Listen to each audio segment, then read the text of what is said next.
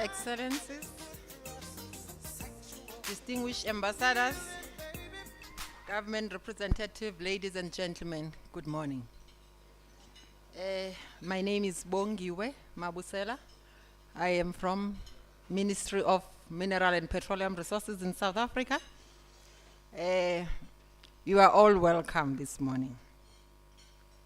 It is an honor for me to be in front of you today, and we begin to gather here and talk about diplomatic missions. How can we forge stronger relations with DRC?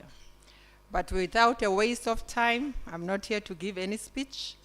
I just wanted you to feel comfortable as we are going to invite our presentations from Mr. Yves, who is the Deputy Manager, Director from Equity BCDC. And also just to highlight that the ambassador from France, Mr. is a deputy head of mission, so he asked me to address him as Mr. Didier. That's why I'm saying Mr. So he's unable to be with us because of the commitments that he had to rush for a flight. But let's allow Mr. Yves to give us the opening remarks. Thank you.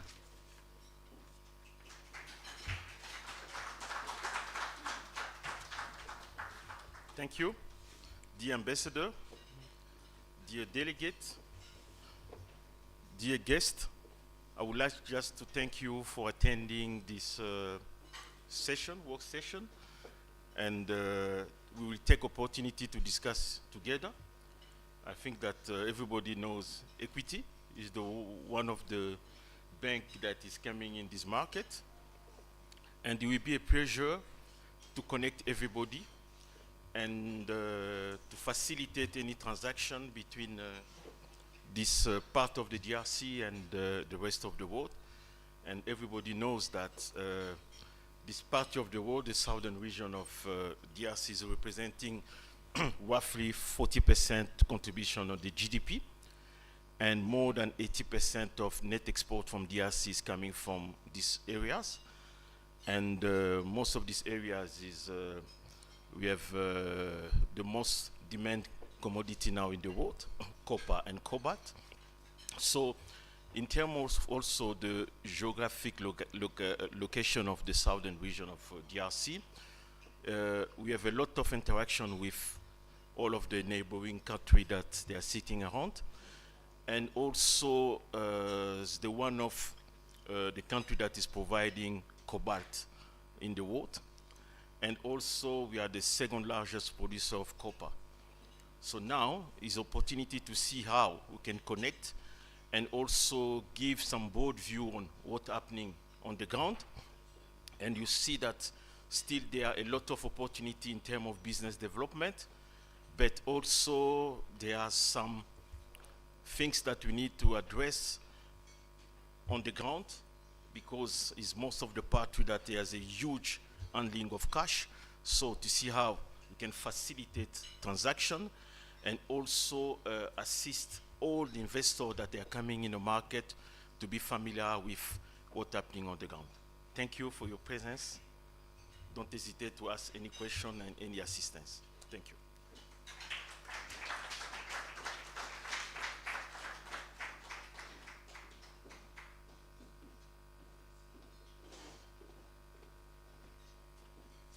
Thank you very much, Mr. Yves.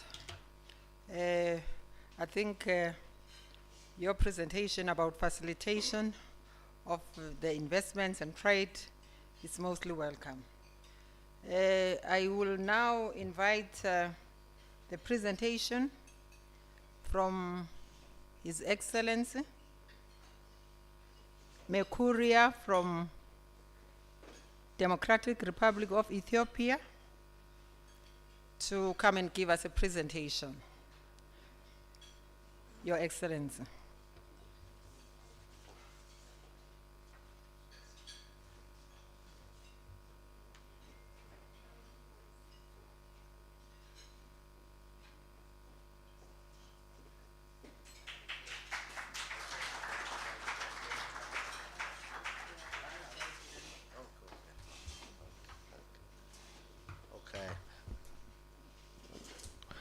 Good morning, ambassadors, government representatives, and protocol observed.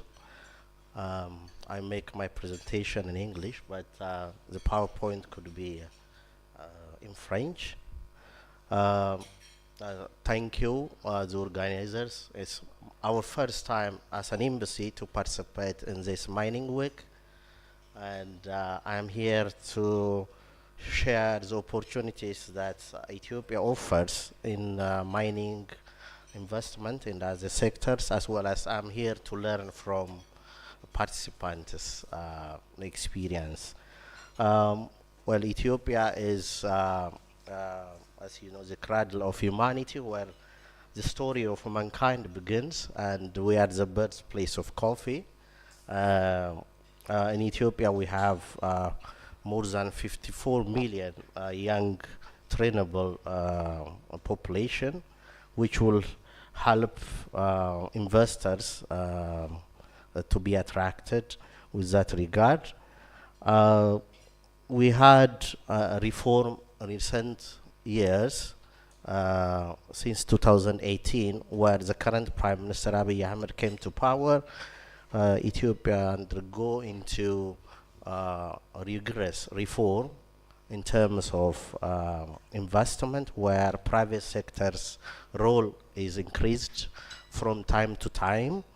And with that regard, to mention a few reforms, we used to have the contribution of sectors like agriculture, manufacturing, and tourism were vital, but however now mining became main contributor for our GDP, and it's gonna be a vital role. And can you pass it? Yeah.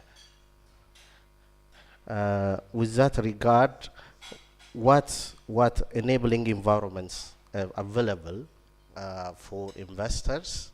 One is a commitment from the government and an access to domestic market for I can say like $33 billion per annum we spend for importation of different minerals, including iron ore, fertilizer, and other items, where an investor could have this opportunity even domestic market rather than export as well. And we have the developed our energy sector, where you can find abundant natural resource and diversified minerals. And we do also have an airline that links over 120 destinations from Africa to the globe. So such enabling environment will be helpful for an investor. And we have a holding company, Ethiopian Investment Holding Company, which manages $48 billion assets, and this holding is an arm of government to invest in different sectors, including mining.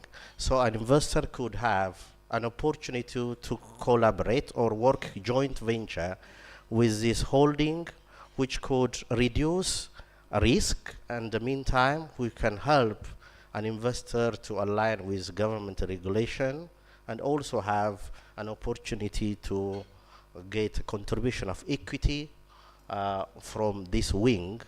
So this is one enabling environment that investor can use. Priority sectors to go fast in agriculture is one of our pillar in our economy, where last year we became top wheat producer in Africa with 23 million metric ton of wheat, and that potential can attract investors as well. Tourism, we have developed different destinations, ICT, and manufacturing as well.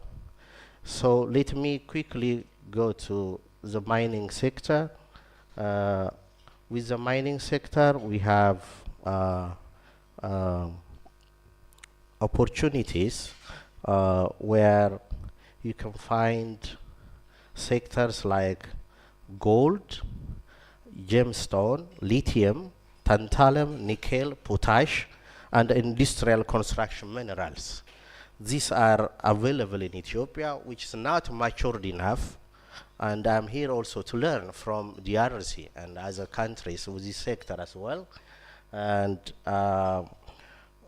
we export almost 20 kinds of gemstone annually, including opals, emerald, amazoline, amber, sapphires, rubies, sandstone, caldenite, tourmaline, and aquamarine. We export such these minerals, but it's not as such in good quantity.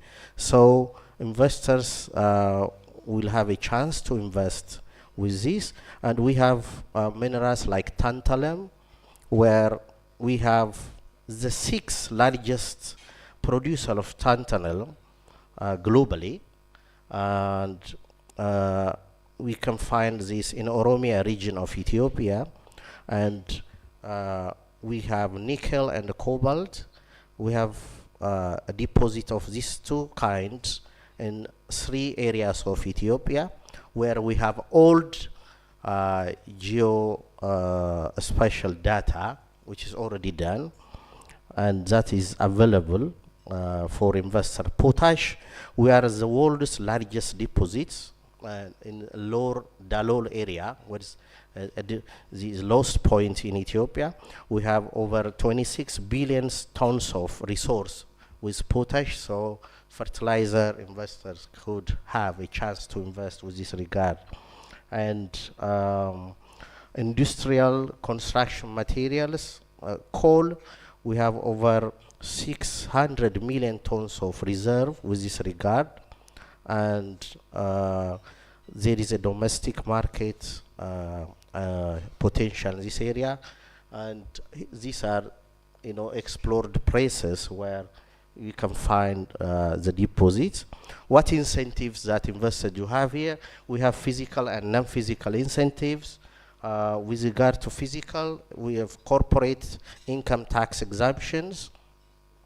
We have also custom tax exemptions and loss carry forward. Non-physical, we have a guarantee, legally guaranteed repatriation of fund, and other legal non-physical incentives are there. Quickly, we have this tax regime. Currently, we introduce this tax regime, which could be, so the government is, tax system is transparent, and we want this mining sector to be sustainable and could create an environment for investors who have an interest to come and invest. And with this, I will end up my presentation. You can contact us with this address. Thank you very much. If there is any Q and A, I am willing to explain. Thank you very much.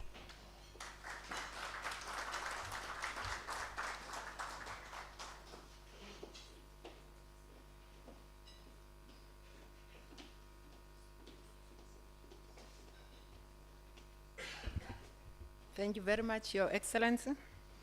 There are some few things that before I allow the room to pose some questions that you said that were very interesting.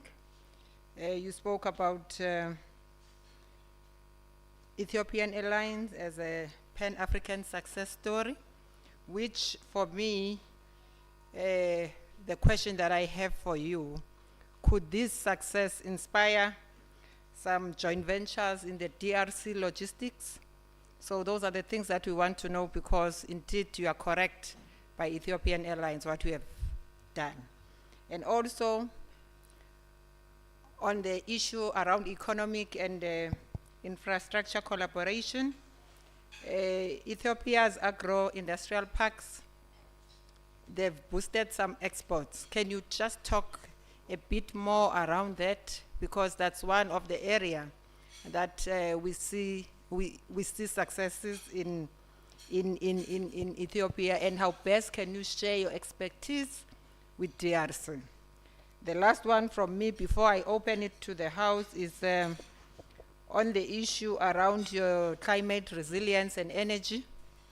We know that Ethiopia is amongst the leaders in renewable energy, the issues around the wind farm, and could Addis and Kinshasa collaborate on this clean energy? So I just want to hear your views around that. But let me open it now to the House, and to get some questions or observations or just reflections on the presentation.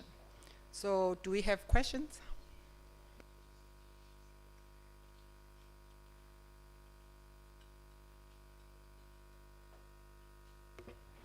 Yeah, I can see the issues around trade and relations. You've got to think deeper. So I will perhaps for now we jump, but those questions that I asked to you, I will just invite you to come perhaps and talk to those issues, and then we can move forward to the next session. So, no, you can. There are no roving mics? Okay, thank you. Thank you very much. Because of time constraint, I didn't go through in detail. However, there are success stories that we can share to DRC with regard to, as you said, logistics. We started actually partnering with DRC government. We recently launched the Air Congo, where Ethiopia has got 49% share, and the DRC government 51% share.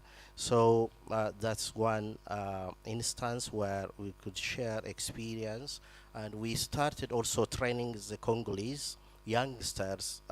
We currently gave for 45 young Congolese for crew members, and we are planning to train pilots as well. So that could be one of the success stories I can share with DRC. And regarding agriculture, as I mentioned earlier, we used to import wheat for a long time, and just last year, 2023, 2024, in our academic, budget year, we produced 23 million tons of wheat, where this is one success story that I can share with DRC, where mechanized farming as well as working with small farmers coming together could create such huge production, and other products like coffee and flour are also some of the success stories that the DRC environment is compatible with production of such items as well. With regard to energy, it's true that with DRC we share the Nile River as well. We have constructed Grand Ethiopian Renaissance Dam, which has a potential of producing 6,000 megawatt energy capacity. Actually, we constructed that dam, which is 98% complete. We used our own resource without loan from multilateral or bilateral. This is one success story that we can share to the DRC as well. We have diversified actually our energy sector with wind and geothermal as well. So these are main things that I can say with that regard. Thank you. Thank you, Your Excellency, about sharing those key areas that you could collaborate and success stories that we have done with DRC. But from my side also, something that is very important is to acknowledge Ethiopia, because you are our host of African Union headquarters as Africa, so you are a founding member of AU. So that is, for us, we see Ethiopia as a heavyweight from the perspective of this continent and also from South Africa. So I would like to acknowledge your country. Thank you. On that note, now we are going to move to our panel discussions. We will, if you look at the program, we were supposed to have the Deputy Head of Mission from France. Unfortunately, he is not here with us because he was late for his flight down to Joburg. Now, I'm gonna invite now our panel, His Excellency Sabato Franco Sorrentino, Ambassador of Italy in DRC. Yes, to the stage.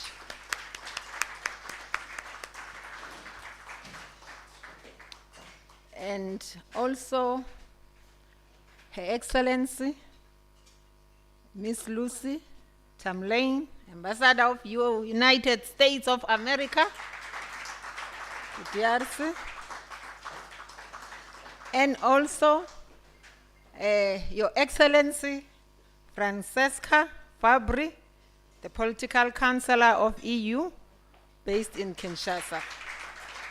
Thank you very much.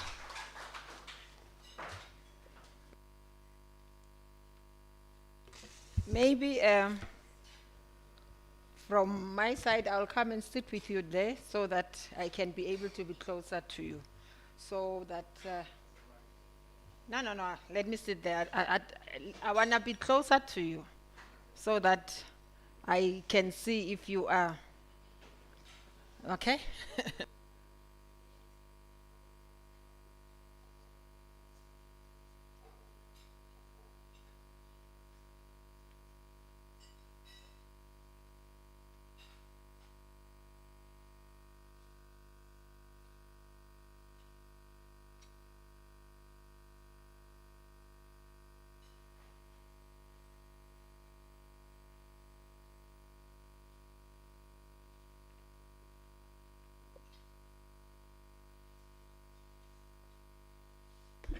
Okay, thank you. Thank you very much, Your Excellencies. I think for me, looking at the topics that we're going to be engaging on today, the issues around critical minerals, very interesting topic indeed. So I just want to lay the foundation that we've got to hear more on those issues, and the issues around the engagement between your diplomatic missions with DRC, ways to collaborate that you have done. So for me, just starting with Her Excellency Miss Lucy, I just want to know, how does America view its long-term partnership with DRC and the region? Thank you. Thank you very much, and a warm welcome to everyone here today.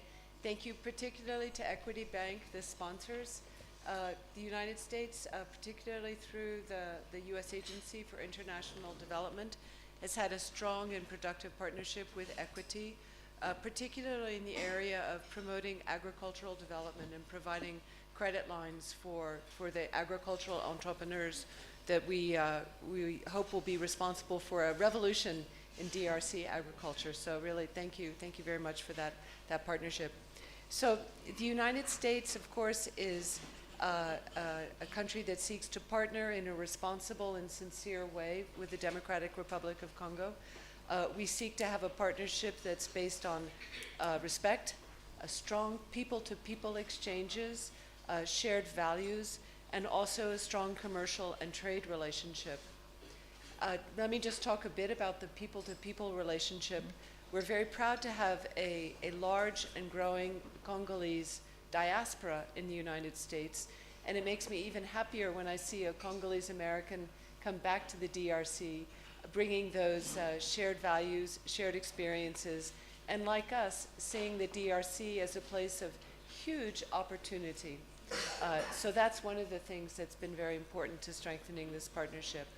We also, at the embassy level, seek to invest in Congolese youth. We have a variety of exchange programs which send promising young Congolese to the United States for short-term or longer-term professional opportunities. The Congolese youth bring incredible attributes of energy, imagination, dynamism, entrepreneurship, and also a strong desire to bring those attributes back to their country to help their country develop. So these are programs we're very, very proud of, and they continue. I wanted to talk a bit about the commercial and trade relationship. I know we'll have a chance to come back later to that, but suffice to say the Trump administration has made clear that we want to be a commercial partner with Africa. We see Africa as extremely important for shaping the commercial landscape of this century, and we've been instructed as embassies to really focus on that, which isn't to say that we didn't do it before. And historically, we've always had a very large delegation come to Mining Week here in Lubumbashi, a reflection of the strong U.S. interest. So I know I'll have a chance to return back later to talk a little bit more about how we work as advocates in Kinshasa, the role of the government in supporting the private sector, but maybe just I'll leave it at that for the time being. Thank you.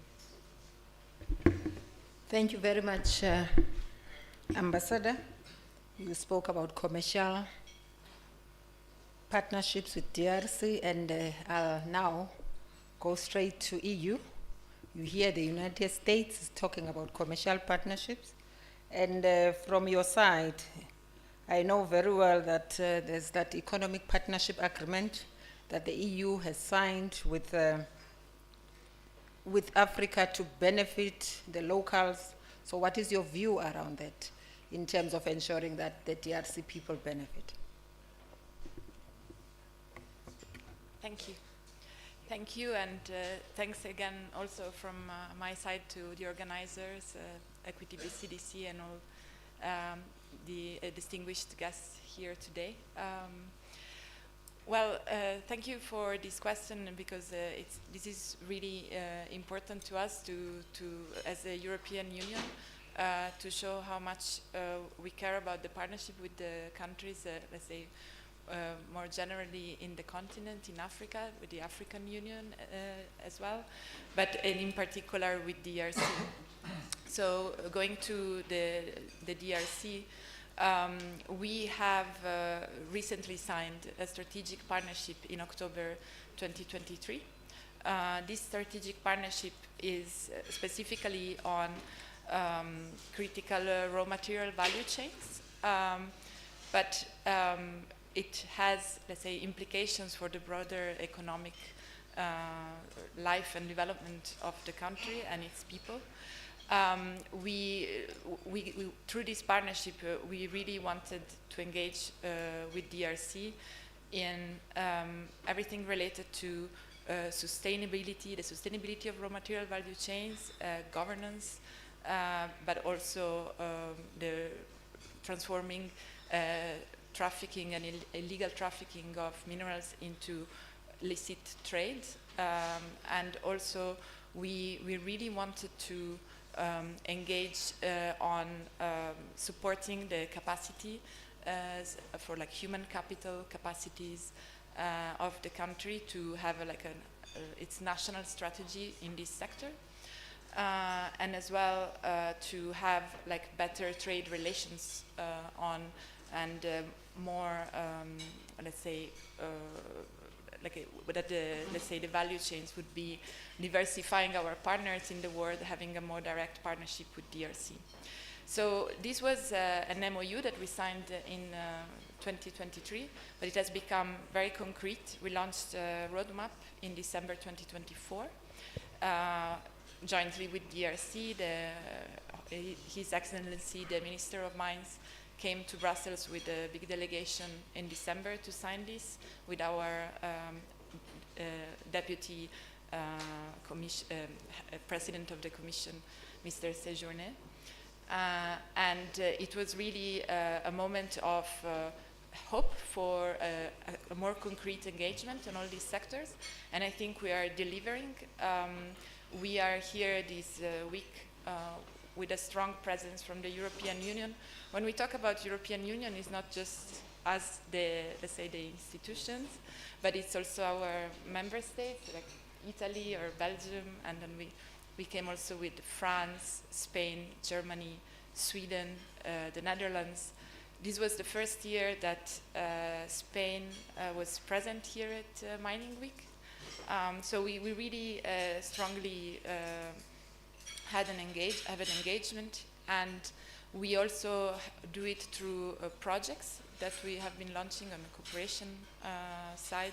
For instance, to make two brief examples, with the GIZ, the German development agencies, we are supporting the Entreprise Générale du Cobalt for the formalization of pilot sites of ASM cobalt. And also we are supporting the National Geological Service of DRC, jointly with the French Geological Survey, the German Geological Survey, and the Museum of Central Africa in Belgium. We are preparing a program to work on the sharing of geological data, but also the management by the Congolese state. So these are all at the capacity level, and maybe later I also have the opportunity to talk a bit more on the investment side, because there's a lot happening there as well. Thank you very much. Thank you very much. I think you can hear that the issues around the critical minerals are at the center, and also the issues around support of locals and ensuring that they are well capacitated. DRC has got intelligent, very, very intelligent people, that these issues of support and begin to develop skills. I think they will just grab those opportunities because you've got very intelligent people from DRC. Now, going to the ambassador of Italy, how can DRC, in your own view, maximize this opportunity to move beyond the raw mineral exports to the local value chains and develop their local value chains? What's your thinking? Well, that's a huge question, and it requires more than the 10 minutes we have allotted for this conversation. But first of all, let me thank the DRC Mining Week. It's been a very intense and productive week for all of us. This is one of the last events I'm participating, and I must say, I'm based in Kinshasa, but coming to Lubumbashi also opened a different door, a vision where this country is going, and where this country could go. And this is what our activity mostly is, trying to have partnerships and help them, and give opportunity, of course, to the Congolese, also to our nationals, so the American nationals, the Europeans in general. I see, I had some conversations here in Lubumbashi with local entrepreneurs, and what I found amazing and surprising is that in the last 20 years, the connectivity has slowly degraded. You know, we're not talking about raw minerals that they go through Zambia and then Angola or Tanzania.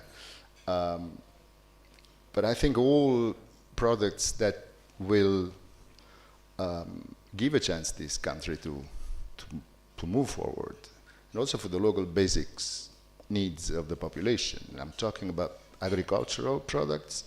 I don't know in Lubumbashi, but for example, if you go to a supermarket in Kinshasa and try to buy vegetables that are local, potentially local vegetables, are all imported. So that's because the transportation chain needs a major upgrade.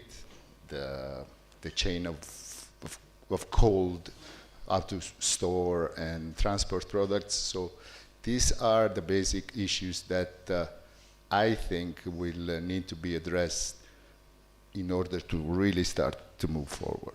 Now, then if we want to talk about what we are trying to do with the European Union and also with the US, they were mentioning the MOU on the Lobido corridor.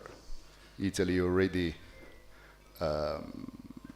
put 320 million euros in this project.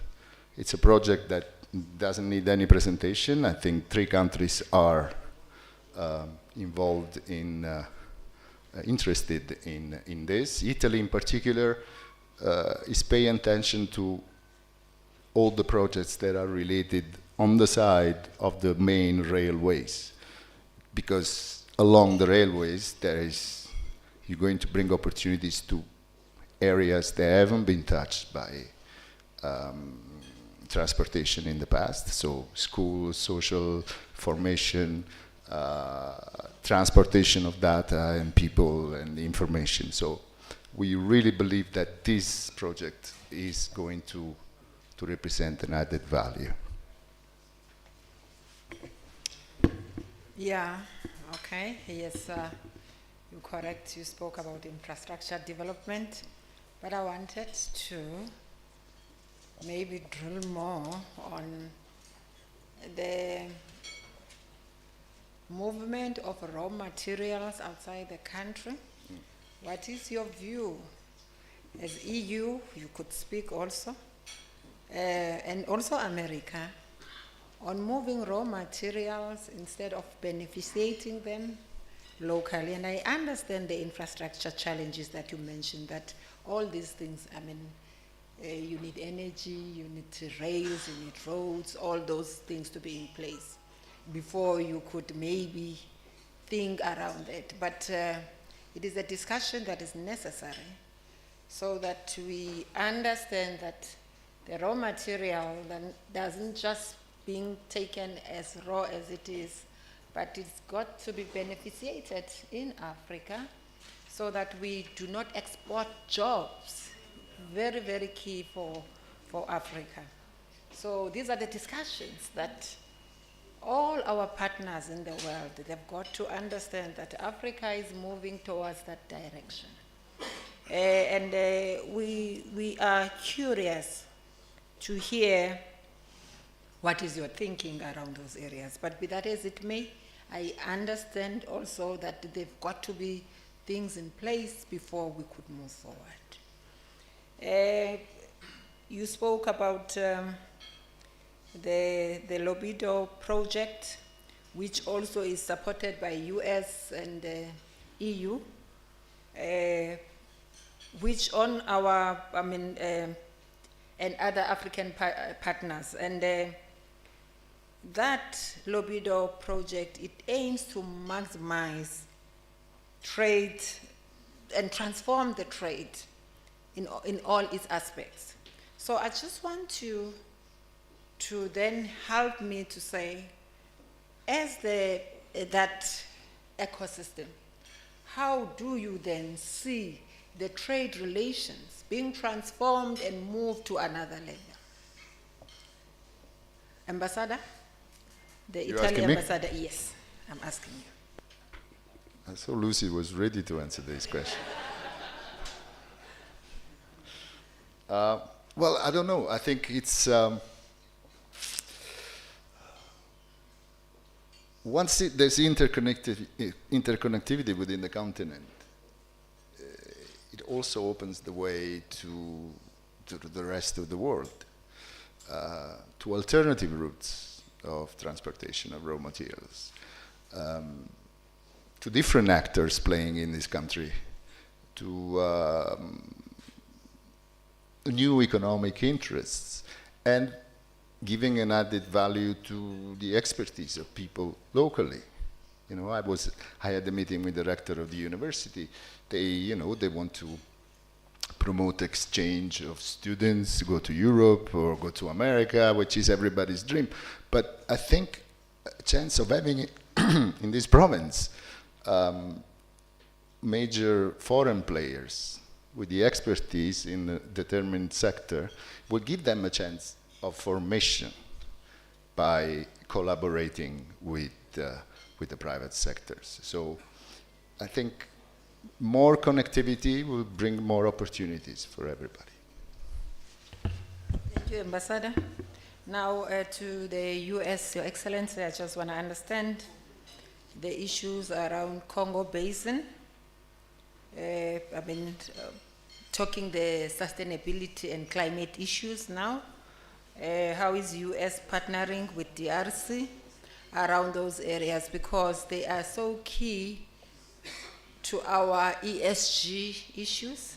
So I just want to see how are you partnering with DRC around the issues of Congo Basin for the climate goals. Thank you.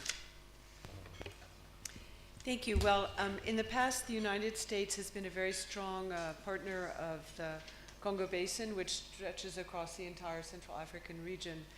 And while our focus has changed in terms of our foreign assistance, we all know that this basin renders incredible service to the planet. It's perhaps the largest forest surface in the world. There's a lot of competition between it and the Amazon. But competition in a bad way, because people are saying, look, the Amazon has lost so many hectares of forest cover. Maybe the Congo Basin is now the only one that's really up there in first place. So you hate to see that kind of race of who's left standing, who's got the last tree standing. So I do think it behooves us as the international community to be very, very conscious of that.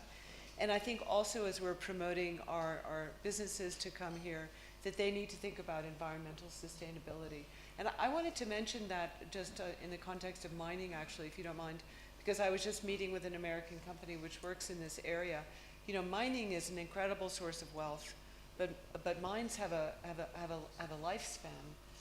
You can exploit them up to a certain point, and then you have to close them. And this gets to the question of value added. What happens after you close the mine? Have you created the human capital? Have the industries sprung up that will be able to carry the burden after the mine has closed in terms of job creation and tax revenues to the government?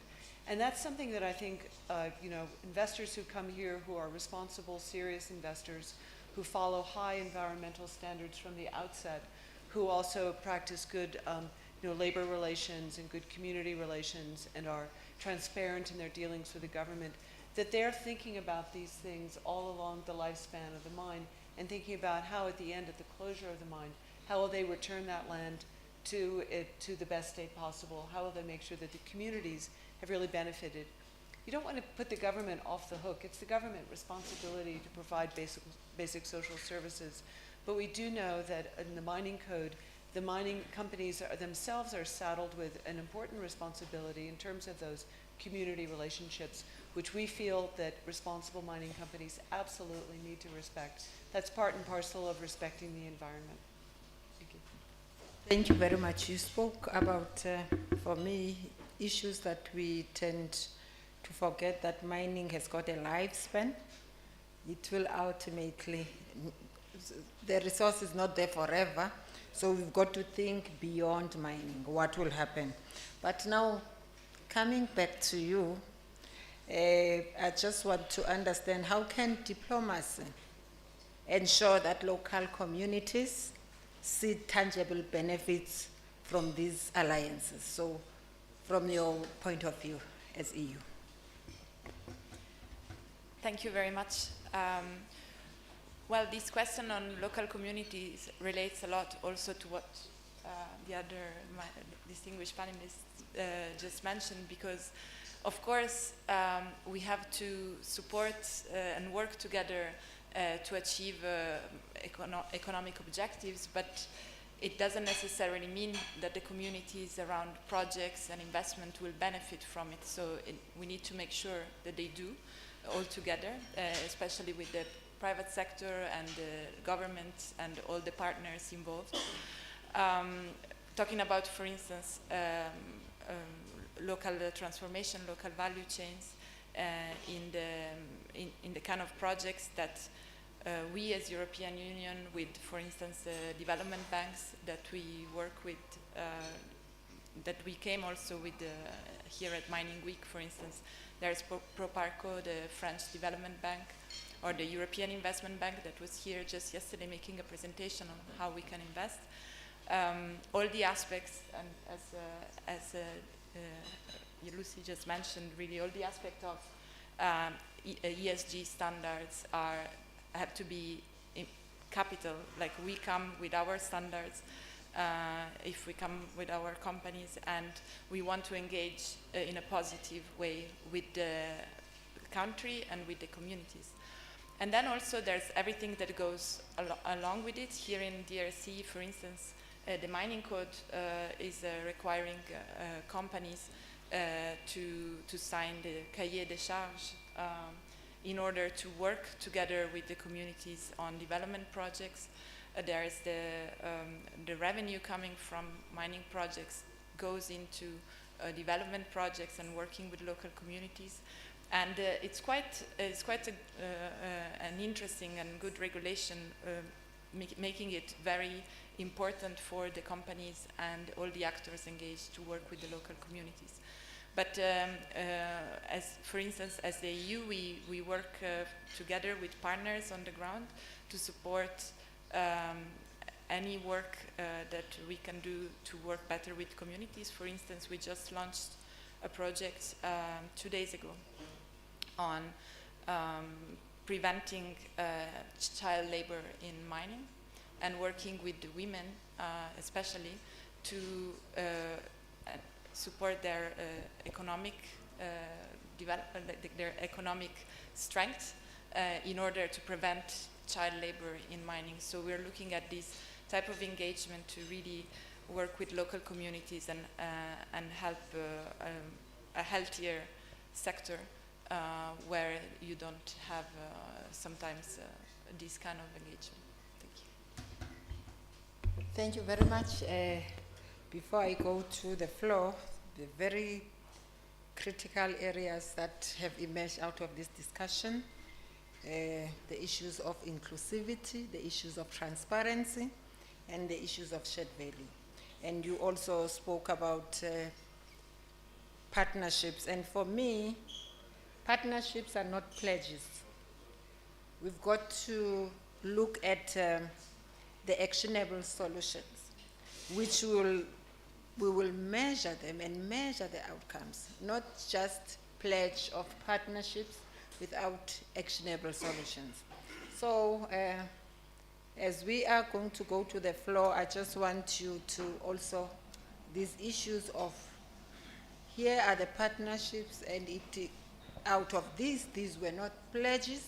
We have done something, we have moved forward. So I just want you to be thinking around that.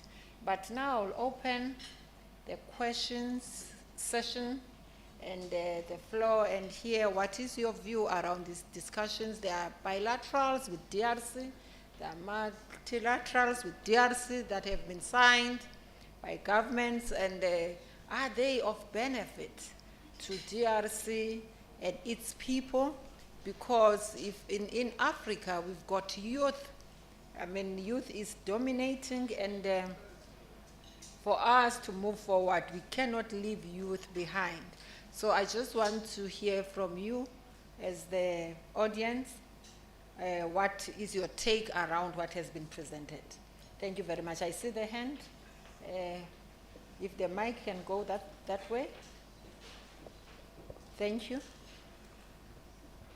Over to you, sir. Thank you very much for the floor. My name is Isaiah Rosa, UNESCO representative to the DRC.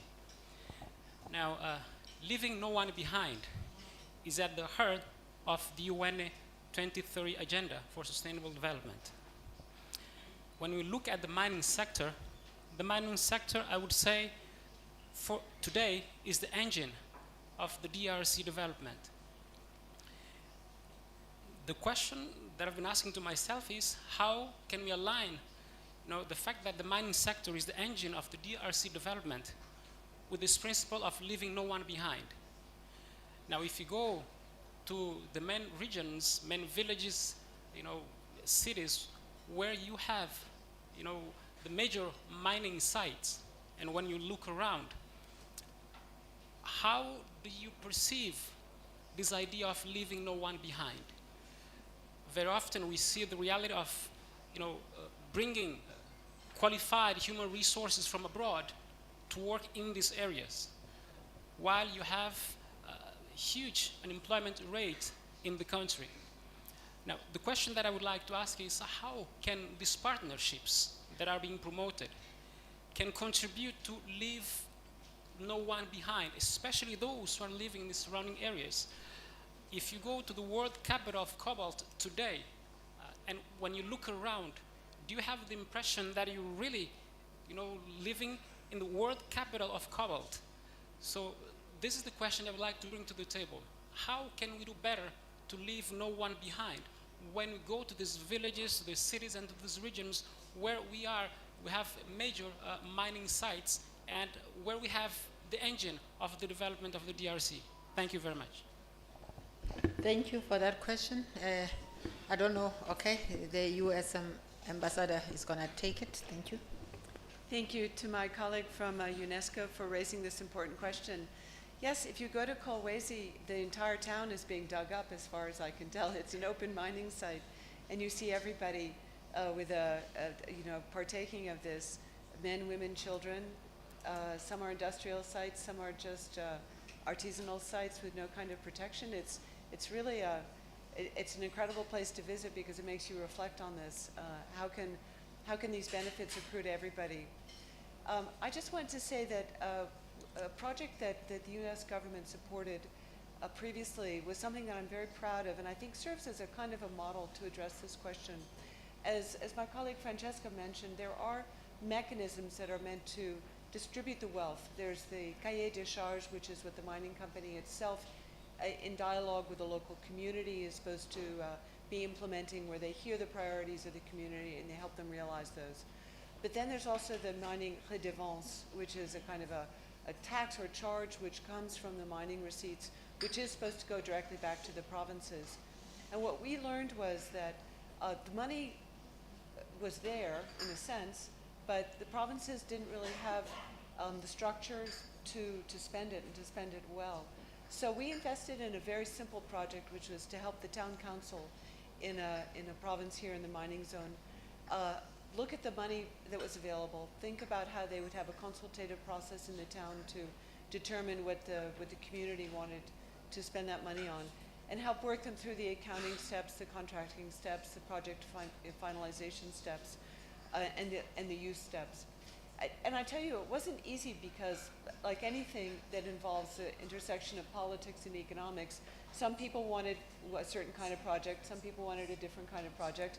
There were political divisions within the town hall. I mean, it was all the joys of a co-op board, basically, at the town level. But that's what democracy is about. That's what deciding how to use state resources is about. And even though it didn't go without a hitch, I think ultimately it was a very successful project because, one, it helped identify what some of the bottlenecks were in terms of getting those resources to the people, but also helped the town itself start to develop the muscle memory on how they would themselves manage these resources to the benefit of the citizens. So that's one thing that I would say, and I hope that that's something that can be replicated by the government itself, by other donors, or by ambitious towns and localities that understand that they may need some assistance in spending the resources. If you look at what the mining code, in theory, should allocate to the provinces, it is huge. There really should be abundant social services. There should be abundant opportunities that are felt at the regional level. Unfortunately, it seems very much to be still concentrated in Kinshasa. So that's just one thing that I would put out there as a positive example. Thank you. Before, maybe I'll ask one of the panelists to just contribute on that question. I think for me, the leaving no one behind shouldn't just be a slogan. Because we have many slogans, we will not leave anyone behind, but we do not see any actions. If we are not going to talk about the equitable economic access, where the locals, where the SMMEs within this ecosystem around Congo participate, where these minerals benefit the Congolese people in terms of ensuring that they participate equitably in these minerals, we will just be saying this as a slogan. So we've got to reframe and rethink how best can we put frameworks that are not gonna see now Congolese as sub. They should be the main players in all these things. So that as we move forward with this collaboration, partnerships, we are not leaving Congolese behind. We do not want a situation where mining resource has depleted, we have left Congolese behind.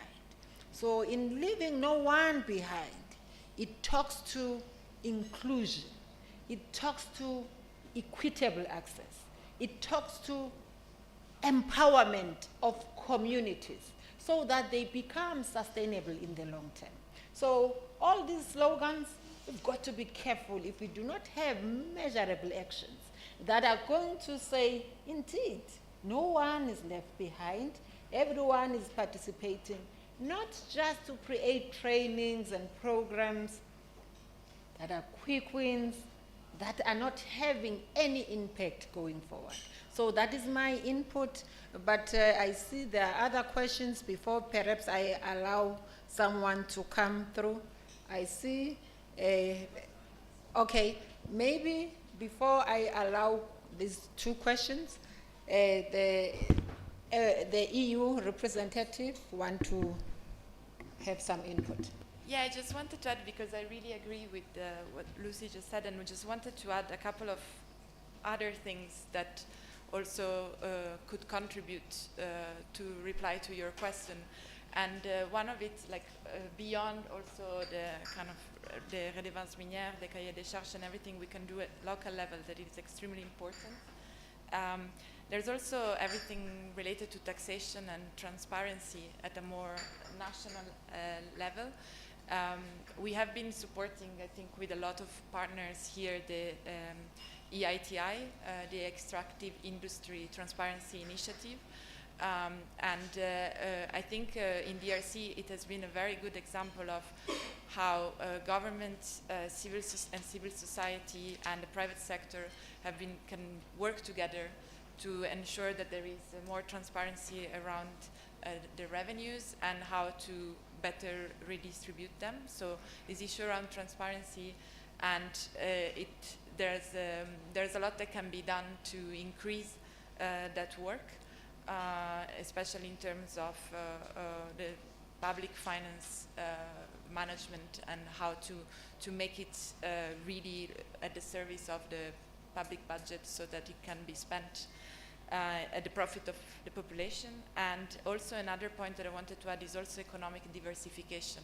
So we've been talking a lot about mining, but for instance, even here in provinces like Okatanga, Lualaba, agriculture is an extremely important sector, and there's a lot of small producers that can increase their knowledge and the innovation on the work that they do on agriculture. We've been supporting that as EU, for instance, through collaboration with the Natural Park of Upemba. It's a very beautiful park that you should all visit one day, between Okatanga, Lualaba and Olomami. And around it there are a lot of communities that are profiting from support to their agricultural work, and the productivity has already increased for local markets. So I think this is an example of also another, as we were saying, the mines are not forever. The economy needs to thrive in different ways. Thank you. Thank you very much. The question, this side.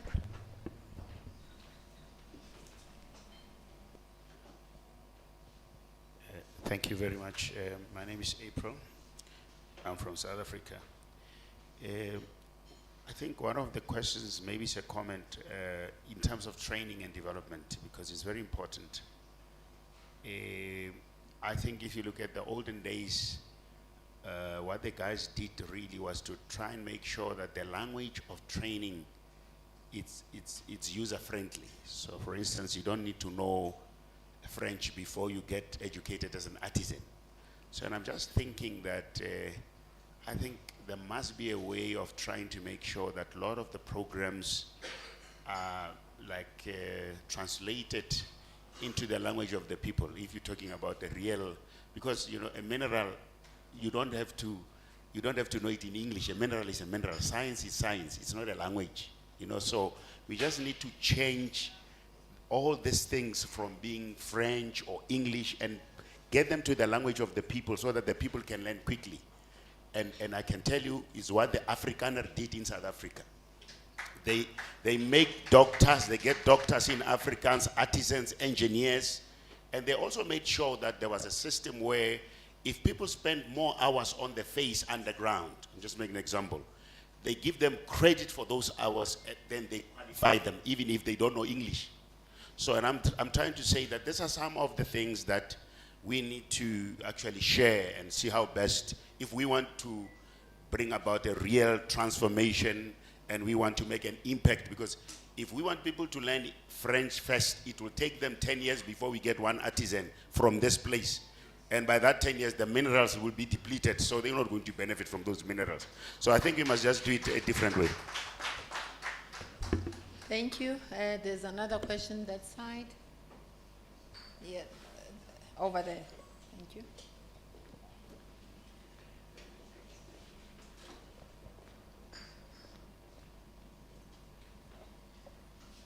Can I express myself in French? Bien sûr. Because DRC is a French-speaking country, and I want to actually go to the same way as Mr. talked about the languages and the challenges that the local community face by not understanding what is going on here. Alors, pour un pays comme la RDC, qui a pratiquement 30-35% de personnes qui sont allées à l'école, pour un pays qui a un seuil de pauvreté qui touche pratiquement une qualité de vie de misère, parce que la pauvreté, ça va encore. On est sur la misère, vraiment. Et où, justement, la communauté locale, qui ne parle ni français, ni anglais, et dont nous parlons ici, et j'ai comme l'impression que même ici, ils ne sont pas représentés, elles ne sont pas représentées, les communautés locales. Comment on se rassure qu'en parlant d'eux ici, elles vont comprendre exactement de quoi il s'agit? À quel moment on se rassure que dans les contrats ou les engagements que les partenaires internes et internationaux font avec le gouvernement congolais, qu'il y a une suite logique où la communauté locale n'est pas seulement c'est-à-dire une communauté pour laquelle on énonce des choses dont on a parlé, mais qui prend parti en disant que, bon, voilà, nous, en tant que communauté, voilà quels sont nos besoins. Et voilà comment on voudrait que les choses se passent, nous, en tant que communauté. Parce que ça reste des minerais, mais ça reste des choses que l'on ne consomme pas. On est encore au seuil de la vie où les droits fondamentaux et les droits de l'homme, de manière générale, ne sont pas respectés. Nous sommes des Congolais qui, moi, personnellement, si je dois parler de moi, je ne connais pas à quoi ressemble le cobalt, je ne connais pas à quoi ressemble l'or, je ne sais pas à quoi ressemble dans leur sens brut. Mais j'ai besoin d'eau potable, j'ai besoin d'aller à l'école, j'ai besoin d'avoir une nourriture sur ma table, j'ai besoin d'avoir un endroit où je dors normalement avant que je commence à réfléchir sur l'impact des minerais dans mon pays. Alors, à quel moment vous me donnez le droit d'aller là et de discuter des minerais si j'ai faim, si j'ai pas où manger ou dormir, si j'ai pas d'eau potable, si je n'ai pas accès aux soins de santé, si je n'ai pas tous ces droits fondamentaux qui sont reconnus et qui sont des obligations, pratiquement pas un privilège, mais des obligations pour les politiques et pour le partenariat économique de notre pays. Voilà. Can I answer that? Well, yes, that's exactly what I was mentioning before when I was talking about maybe on a different level, the cooperation within local schools and university to the business sector. But bottom down, of course, I totally agree with you that the population should know what's going on. But before they know what's going on, we have to transport water and give them basic services. Well,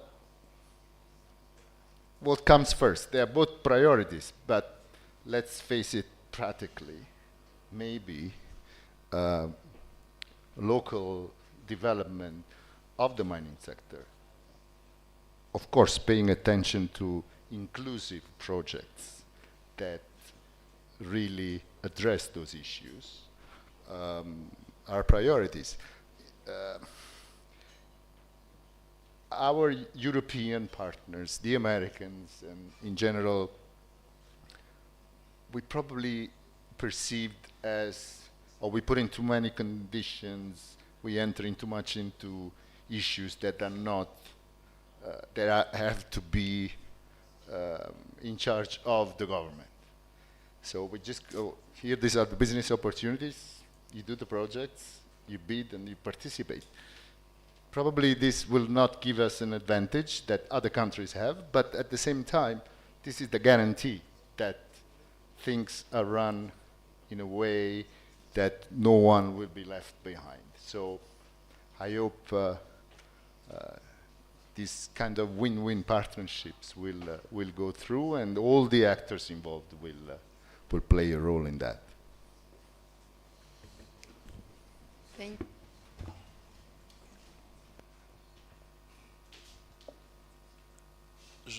can I speak in French also? Je pense que leurs excellences, les ambassadeurs vont bien me suivre.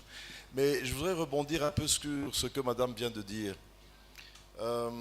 Lorsqu'il y a des entreprises minières qui viennent, nous devons ne pas toujours penser qu'il y a une redevabilité de ces entreprises pour aller faire un petit pont ou pour faire un forage et avoir de l'eau. C'est d'abord de la responsabilité de l'État congolais. Les entreprises ont l'obligation de payer les taxes pour que les services de l'État puissent rendre à la population ce qui leur est dû. Moi, je n'ai jamais été d'accord avec les cahiers de charges qui est dans le code minier. C'est vraiment appauvrir encore beaucoup plus nos populations pour attendre une petite école, pour attendre un petit pont. Il faut plutôt renforcer nos capacités au niveau local, puisque aujourd'hui, c'est vrai que la redevance s'applique. Je vais vous dire, donner un exemple. J'étais gouverneur, on n'arrivait pas à capter les 3% de la redevance minière. Le jour où j'ai demandé à la régie provinciale, en 2014-15, d'ordonnancer envers Kibali Gold, donc Grande Gold, la redevance provinciale, qui est basée sur la loi, ils ont été obligés de ne pas payer ce qu'ils payaient déjà tout à Kinshasa. Ça a pris 4 mois et puis finalement au bout du 5e mois, la province a reçu sa part en repartissant. Mais ce qu'il a manqué aussi, et ça c'est une responsabilité à nous, c'est de renforcer les capacités de nos administrations locales. Aujourd'hui on le voit au Lualaba et dans d'autres provinces, il y a ces 40% qui sont payés, mais il n'y a pas eu le renforcement local des entités locales, puisque ça va jusqu'au groupement, pour pouvoir gérer ces fonds-là. Et donc, vraiment, chers compatriotes, travaillons plutôt pour que les paiements des taxes soient transparents et que l'État puisse faire sa part que de tendre sa main. Tendre sa main, c'est continuer de rester pauvre.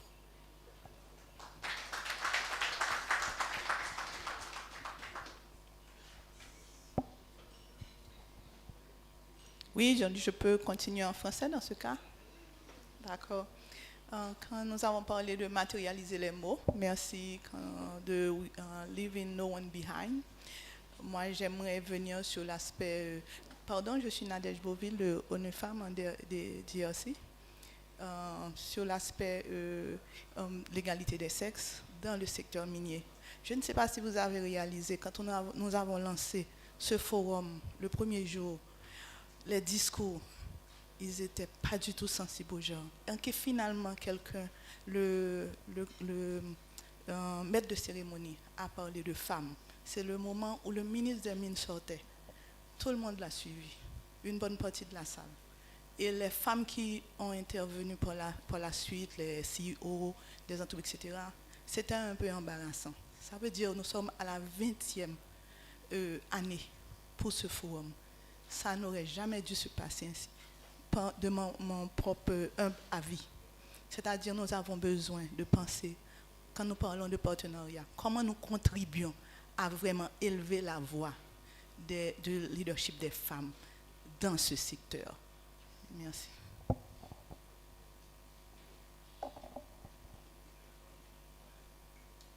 Okay, we are going to take I'm looking at the time. We'll take your hand, of course. I just want to see the hands that are coming so that we do our closing remarks. And then, yes, madam, over to you. Thank you. I'm the ambassador of the Gabonese Republic, Mrs. Josephine Patricia Ntiam Eya. I would like, in fact, it's better to speak in French. Je voudrais donc aller dans le sens de l'ancien gouverneur qui parle de renforcement des capacités au niveau local par la transparence dans les paiements des taxes qui permettront effectivement d'apporter des moyens qui vont développer les communautés. L'exemple du Lualaba, effectivement, est très percutant.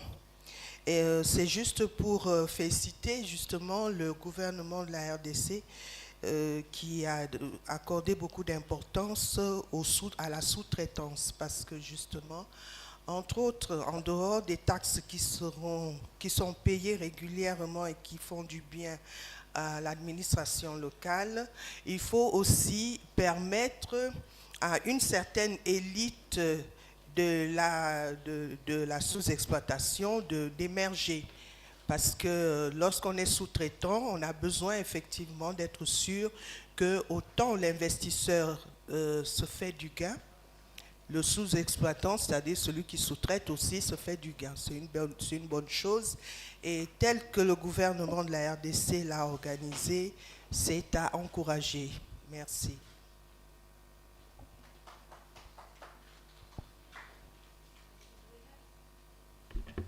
Do we have other questions from the floor? Okay, over to you, sir. Merci, je voudrais continuer aussi en français. Alors, je voudrais revenir sur le thème. Il y a quelques années, j'étais ambassadeur en Belgique et j'avais mis une structure sur l'économie où on devait expliquer aux partenaires qui quittaient la Belgique pour aller au Congo comment ils allaient approcher les entreprises pour ouvrir les entreprises, etc. Et je pense qu'ici, effectivement, c'est important pour nos ambassades qui sont dans les secteurs aux environs de,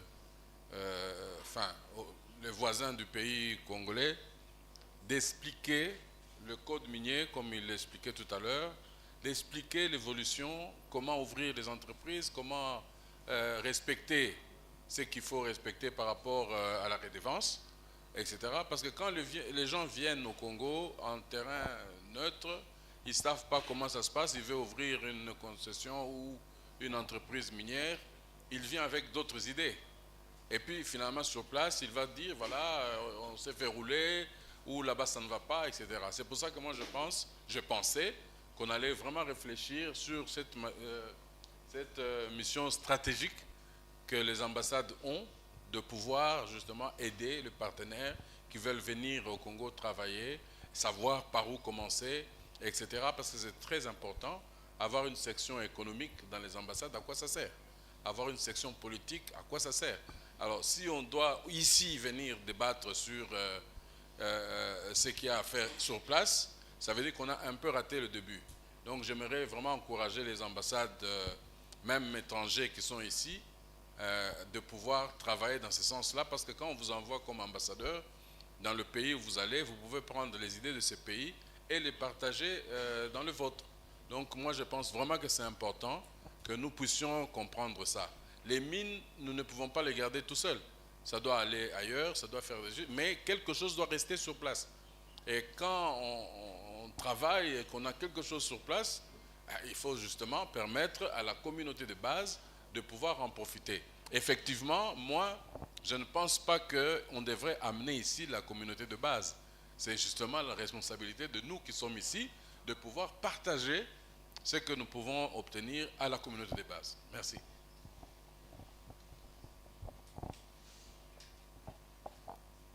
Thank you. I was struggling to hear some of the issues, especially the French speaking, but be that as it may,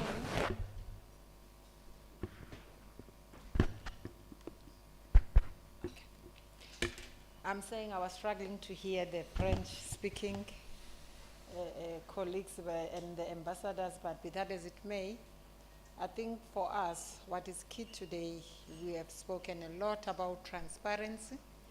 We have spoken a lot about inclusion. We have spoken a lot about shared value. We have highlighted issues around collaboration, partnerships, because for any country to develop, these are very critical issues. So I'll now go back to my panel and would like to get your closing remarks around these areas. And before the closing remarks, we've got in our midst the ambassadors that we had to recognize. Others, they've asked the questions.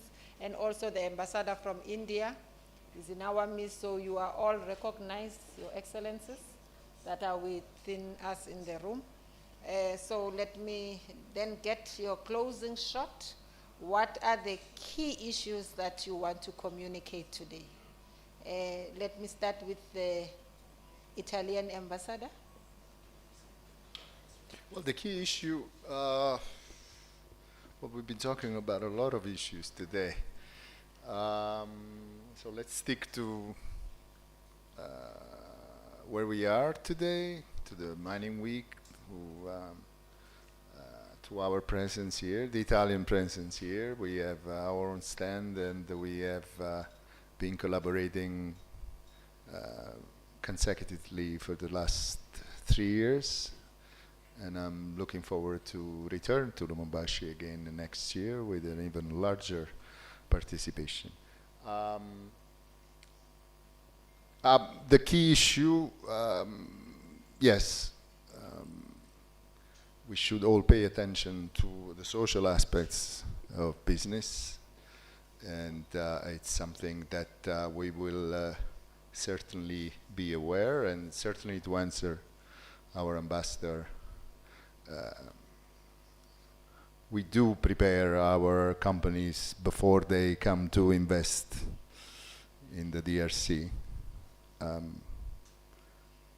But every country has its own ways, so it's not something new. It's not that the DRC is different from other countries. Therefore, the way of leading business must be, people must be prepared. It would be important to have,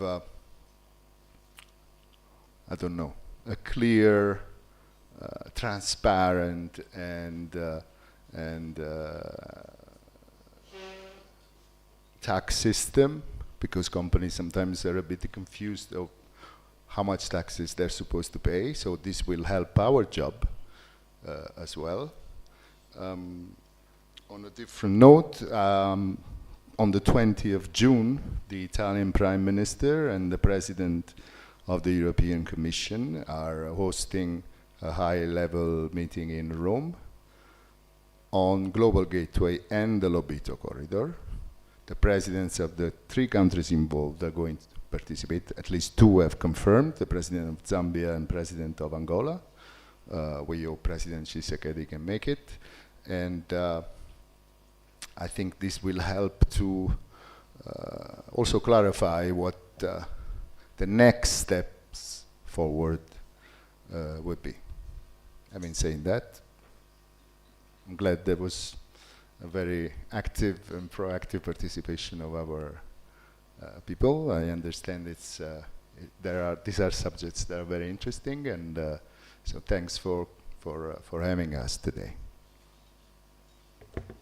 Thank you very much, Ambassador. To the U.S. Ambassador, I think just a question for you as to what benchmarks should we use to assess the success of this partnership? Thank you. First of all, I just wanted to say, I think in your introduction you said, you know, ambassadors are more than visas, and I wanted to thank you for that, because too often, maybe in the minds of many, that is our sole role. But we are basically the bridge between this country and our home country. And that bridge is a two-way bridge. We are communicating constantly back to our capitals about what the needs are here, what the opportunities are here.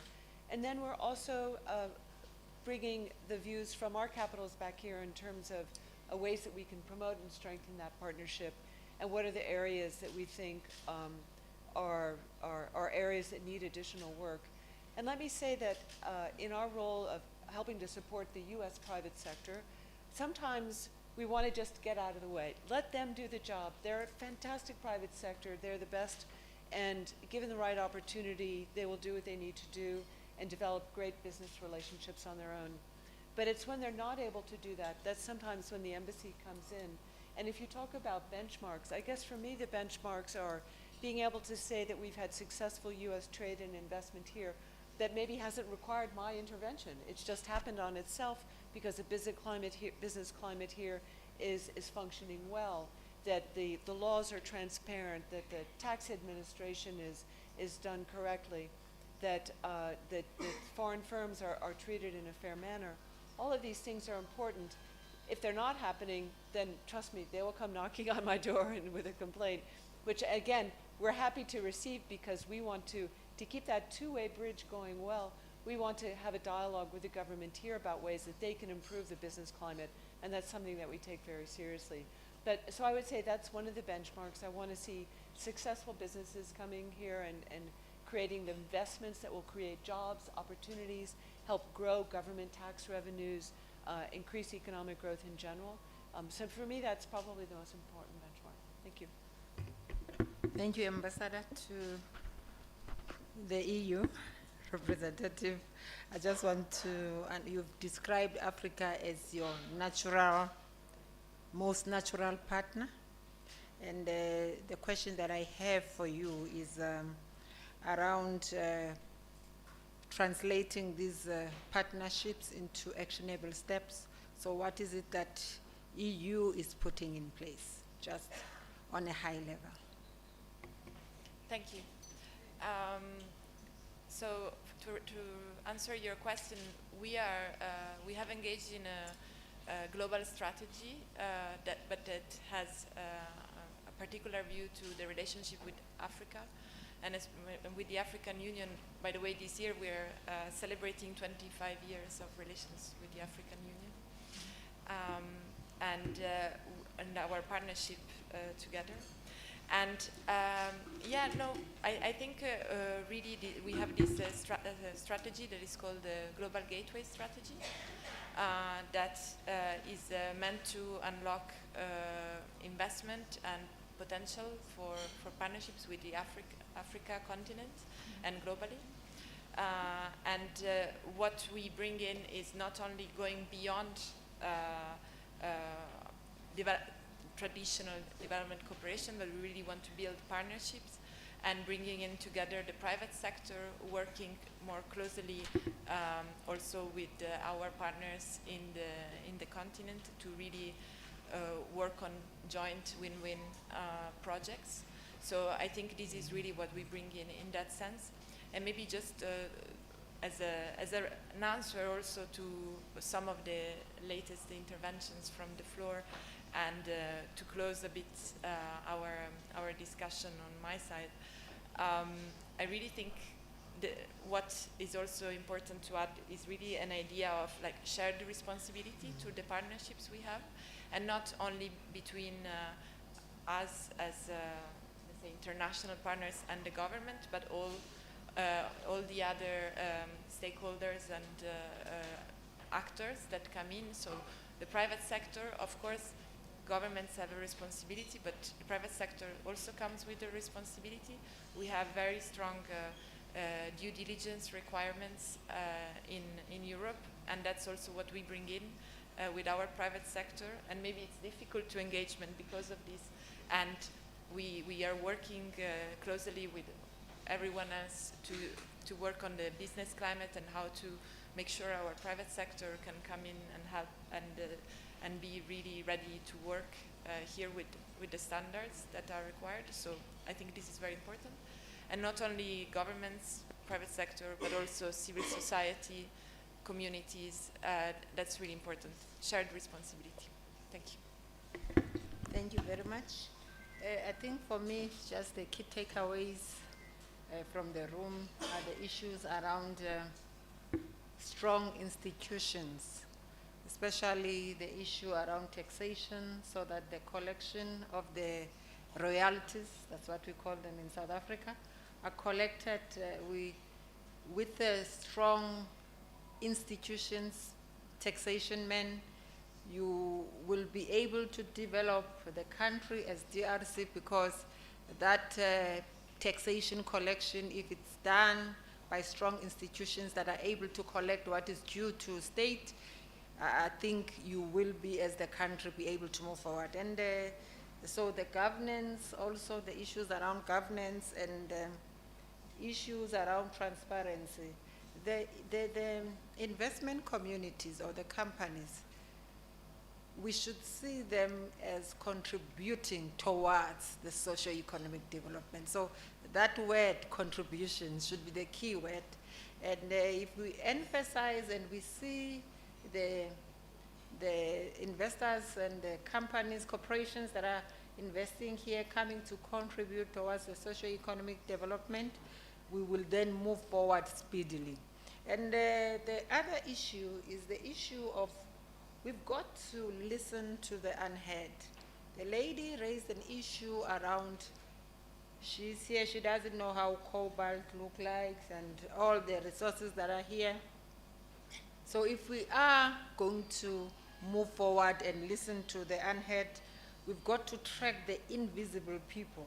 Who is invisible in this ecosystem, that we can make sure that they are included, and also ensure that we empower the excluded, so that as the country, we're able to become sustainable, we're able to move beyond what we have as mining in other economies and begin to diversify and capitalize on what we have as the country. So on that note, thank you very much to the panelists. I hope that everything was smooth, and the house, we have delivered to your expectations, and we are thanking you to be such a beautiful audience for today. Thank you.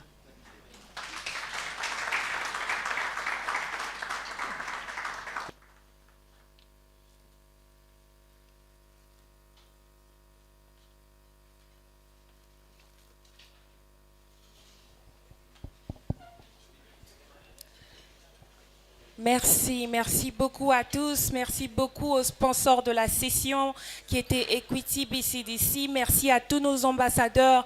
Nous sommes vraiment ravis de vous avoir eu pour ce merveilleux forum.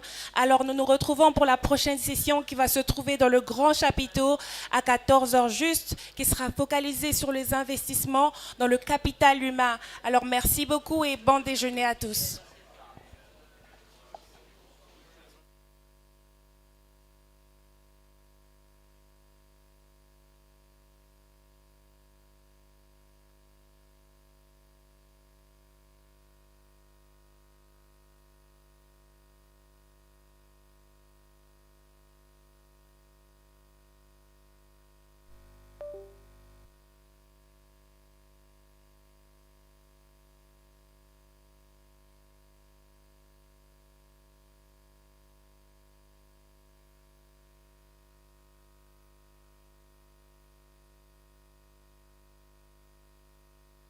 pas les...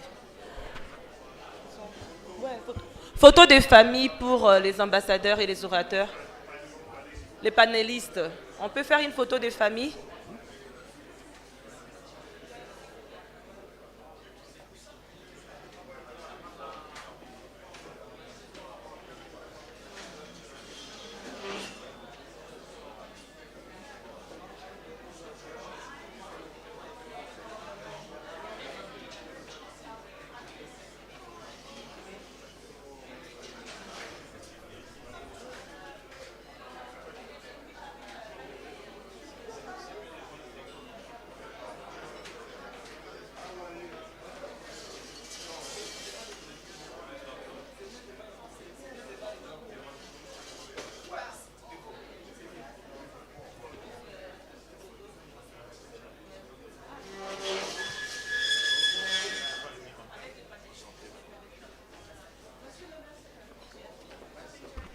Yeah, on va faire une photo avec le panéliste et les autres ambassadeurs qui sont dans la salle.